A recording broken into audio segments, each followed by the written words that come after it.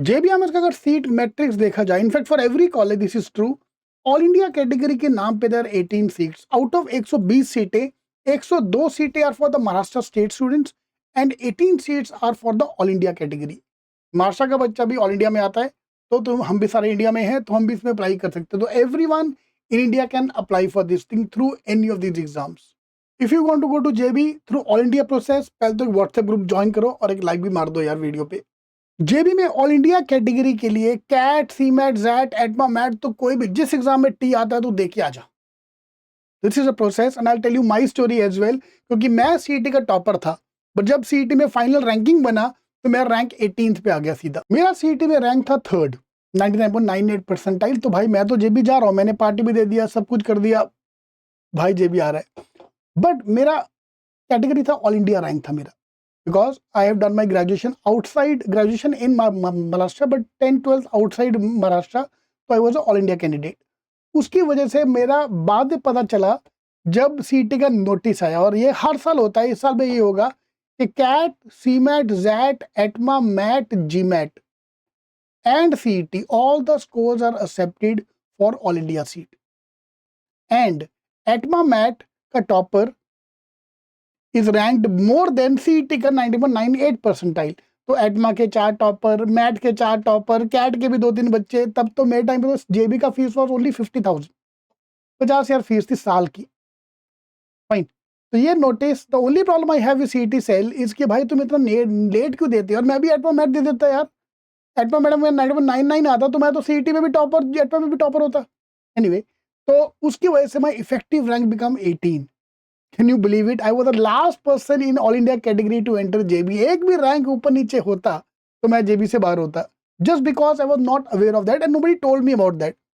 That's why when I started seat taking, I make sure कि सारी information pass on की जाएगी। तो मैंने पहले आपको ऑल इंडिया कैटेगरी का वीडियो मैंने बना के दे दिया था कि सीईटी का स्कोर, कैट का स्कोर, सीमैट का score, jet, ATMA, MAT, GMAT, इनमें से कोई भी एग्जाम दे के आप आ सकते हो। 2025-2026 में होना चाहिए, मतलब सितंबर, दिसंबर, फेब, मई, MAT, ATMA all are accepted.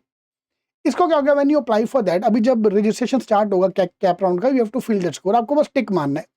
और इसका भी नाम चेंज होकर हो गया all India candidature, all India seat.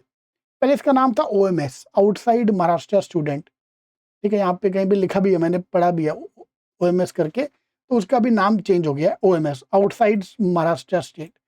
OMS का नाम भी चेंज होकर ऑल इंडिया कर दिया। तो महाराष्ट्र के बच्चे अप्लाई कर सकते हैं। जब हम सीईटी का फॉर्म भरेंगे तो हम सीईटी को भी टिक मारेंगे, महाराष्ट्र स्टूडेंट को भी टिक मारेंगे, ऑल इंडिया को भी टिक मारेंगे, so that we can apply for that.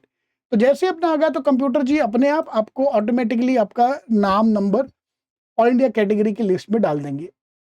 तो जब अपना ये कैप राउंड का जब नोटिस आएगा तो आपको 2 लिस्ट आएंगी। ठीक है, ये मैंने लास्ट ईयर का डेटा खोला यहाँ पे, इसमें अगर आप देखो तो 2 लिस्ट है। एक provisional merit list for Maharashtra student, Maharashtra state, and provisional merit list for all India seat. तो हो सकता है आपका नाम दोनों में आए, तो क्या फर्क पड़ता है, तू लेने देना, ऑटोमेटिकली तुम्हें बेटर कॉलेज एलोकेट हो जाएगा, तो आपको कुछ करना ही नहीं। ठीक है, तो होने के बाद अब डेटा बढ़ने के बाद ऐसे अपनी एक लिस्ट आएगी ऑल इंडिया कैंडिडेट की। फॉर एग्जाम्पल जो रैंक 1 है वो सीमेट के थ्रू आया है, फिर उसके बाद सीधा सीमेट के सारे सीईटी के सारे रैंक, फिर एक बच्चा जीमेट का, फिर एक बच्चा सीईटी का, सीमेट, पहला मैट का बच्चा और जेड का बच्चा। जेड वाले भाई साहब यहाँ पे कर रहे हैं, भाई सीधी बात है, वो जेड में जाएगा 30-35 लाख की फीस भरेगा, ऊपर से जमशेदपुर जाना, there is no direct flight to Jamshedpur.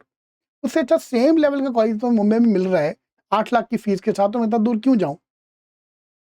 ठीक है, ऊपर से SC BC OBC, इसमें कोई कैटेगरी नहीं है, all the seats will be counted open, even you belong to any category, आपको यहाँ पे OBC आपको ओपन में ही काउंट होगा। ठीक है, SBC, तो इसमें सब ओपन में काउंट होने वाला है। इधर आप देखोगे तो मैट का कोई नाम ही नहीं है, जैट का एक और आ गया, 2 बच्चे आ गए जैट वाले।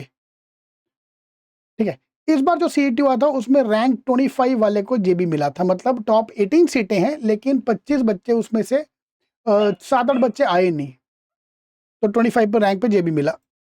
ये लिस्ट में मैट के बच्चे बहुत कम, एटमा के बच्चे बहुत कम है। मैट वाले फीडबैक को देखो, एटमा का पहला बच्चा यहाँ देखा, बिकॉज एटमा में 99.99 आता ही नहीं है।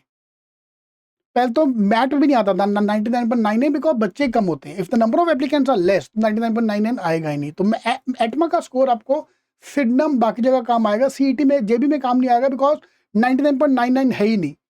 पहले मैट में भी 9.99 था, तो हमने सबको ईमेल करवा के उनसे चेंज करवाया।